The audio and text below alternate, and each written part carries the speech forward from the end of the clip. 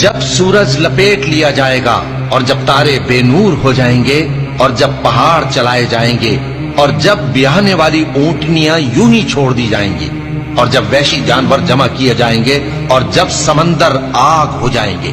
اور جب روحیں جسموں سے ملا دی جائیں گی اور جب اس بچی سے جو زندہ دفنا دی گئی ہو پوچھا جائے گا کہ وہ کس گناہ کے سبب قتل کر دی گئی اور جب اعمال کے دفتر کھولے جائیں گے اور جب آسمان کی کھال کھینچ لی جائے گی اور جب دوزخ کی آگ بھڑکائی جائے گی اور جب بہشت قریب لائی جائے گی